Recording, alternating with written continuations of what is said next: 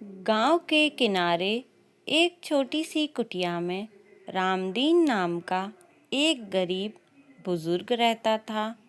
उसके पास ना धन था ना परिवार था। उसके पास बस एक ही चीज़ थी, अटूट भक्ति।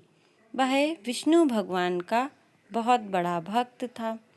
हर सुबह वह बिना चप्पल पहने मंदिर जाता, भगवान के सामने हाथ जोड़कर बस इतना कहता, हे प्रभु, आज भी मुझे बस इतना देना कि किसी भूखे को खाली हाथ ना लौटाऊं।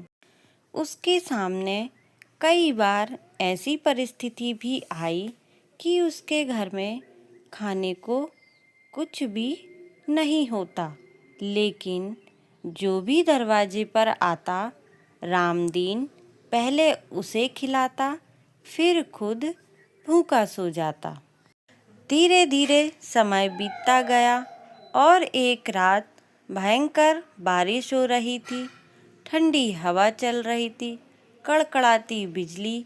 तभी दरवाजे पर एक आवाज़ आई, बाबा, दरवाज़ा खोलो, मुझे आश्रय दे दो बाबा। रामदीन धीरे से दरवाजे की ओर बढ़ा और उसने दरवाज़ा खोला तो उसने देखा कि एक भीगा हुआ साधु ठंड में काँप रहा है और वह भूखा भी था। रामदीन ने देखा, घर में सिर्फ एक सूखी रोटी थी जो उसने भगवान को चढ़ाने के लिए रखी हुई थी। रामदीन ने वह रोटी हाथ में ली और सोचने लगा, लेकिन अगले ही पल उसने रोटी साधु के हाथ में रख दी। रोटी रखते ही मन बोला, भगवान भूखे नहीं रहते, लेकिन इंसान भूखा रह जाए यह तो पाप है ना। वह रोटी खाकर साधु रात भर वहीं रुका रहा और सुबह होते ही साधु ने कहा, रामदीन, क्या तू जानता है मैं कौन हूँ?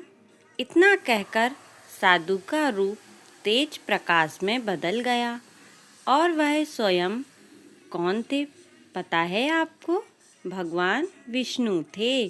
भगवान बोले, तूने मुझे नहीं, भूख को भगवान से ऊपर रखा, यही सच्ची भक्ति है रामदीन। और देखते ही देखते उस झोंपड़ी में अन्न, वस्त्र और सुख भर गया। लेकिन रामदीन ने हाथ जोड़कर कहा, प्रभु, सब कुछ ले लो, बस मेरी भक्ति कभी मत लेना।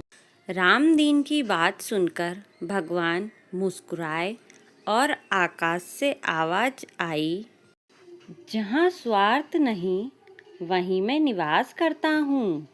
और सच्ची भक्ति मंदिर में नहीं, करुणा और सेवा में होती है। जो दूसरों के लिए जीता है, भगवान स्वयं उसके लिए खड़े हो जाते हैं रामदीन।